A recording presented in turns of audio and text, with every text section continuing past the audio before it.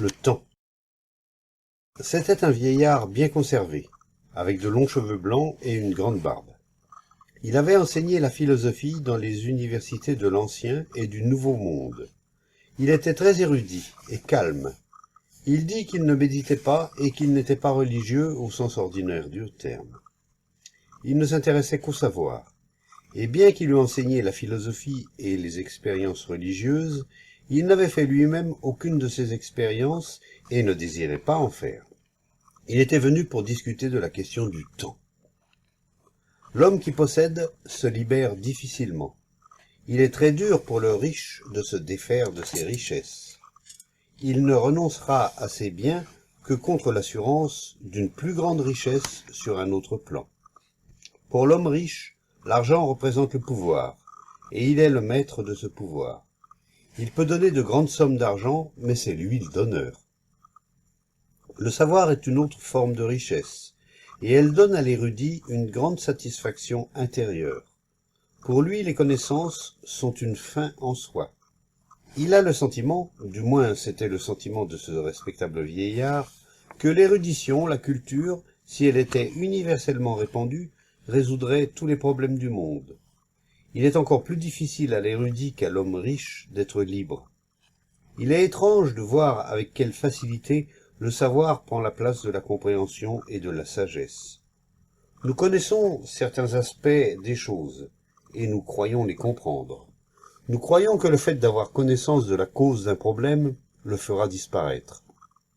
Nous recherchons les causes de nos problèmes, et cette recherche retarde précisément la compréhension. La plupart des gens connaissent la cause. La cause de la haine n'est pas cachée très profondément. Mais en cherchant la cause, nous pourrons encore jouir de ses effets. Nous cherchons la réconciliation des effets, mais non la compréhension du processus total. La plupart des gens tiennent à leurs problèmes, car sans eux, ils se sentiraient perdus. Les problèmes nous donnent quelque chose à faire, et les activités du problème remplissent nos vies. Nous sommes le problème et ses activités. Le temps est un phénomène très étrange. Le temps et l'espace ne font qu'un. L'un n'existe pas sans l'autre. Le temps a pour nous une importance extraordinaire, et chacun de nous lui donne sa propre signification. Pour le primitif, le temps n'a presque aucune signification, mais pour l'homme civilisé, son importance est énorme. Le primitif oublie d'un jour à l'autre, mais si l'homme instruit vivait ainsi, il perdrait sa situation ou bien on l'enverrait à l'asile. Pour le savant, le temps est une chose, pour le profane, c'est une chose toute différente. Pour l'historien, le temps est l'étude du passé.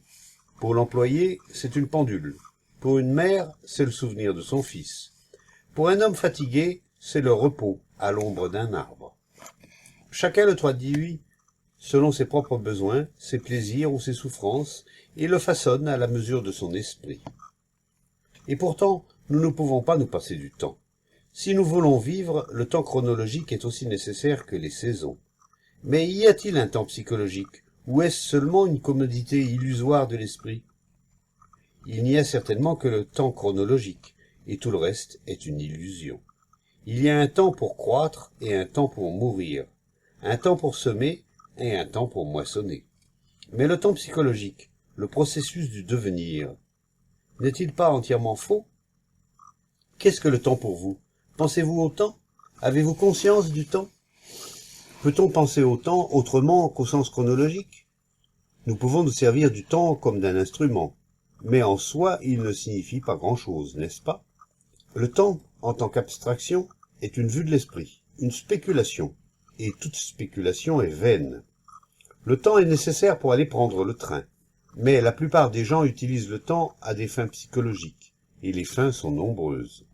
Nous avons conscience du temps lorsqu'il y a un empêchement à notre réalisation ou lorsqu'il y a l'intervalle du succès.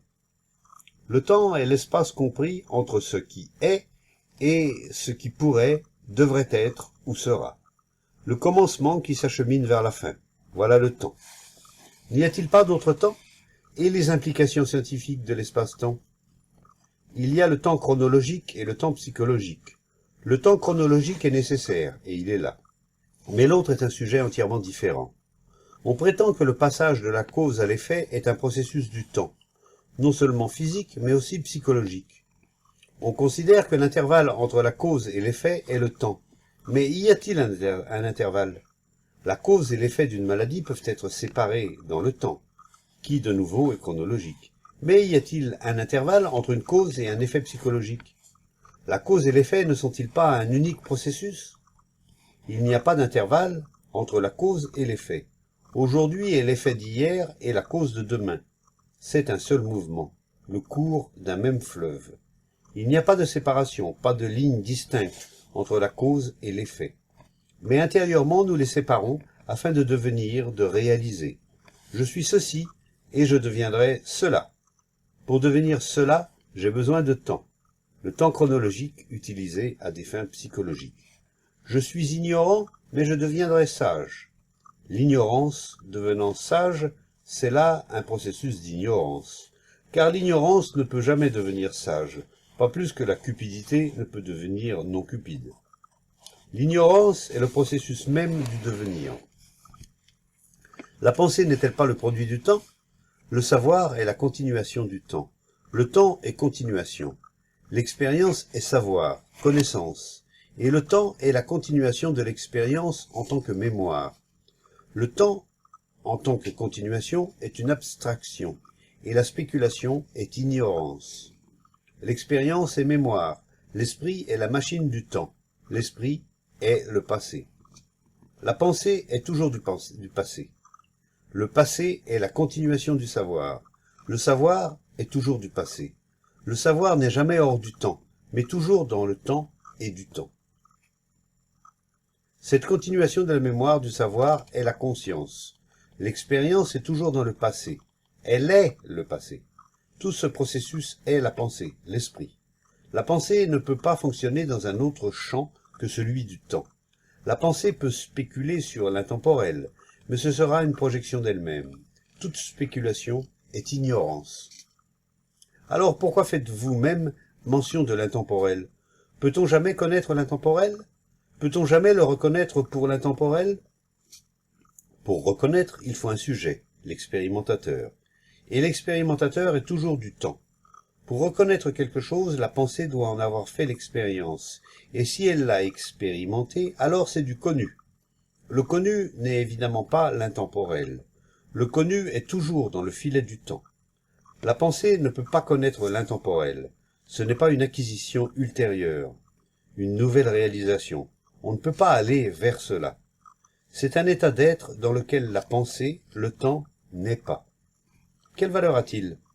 Aucune. Ce n'est pas monnayable. On ne peut pas le peser dans un but quelconque. Il a la valeur de l'inconnu. Mais quel rôle joue-t-il dans la vie? Si la vie est pensée, il ne joue aucun rôle. Nous désirons l'atteindre comme une source de paix et de bonheur, comme un bouclier contre tous les ennuis ou comme un moyen d'unir les gens. On ne peut pas l'utiliser dans un but quelconque.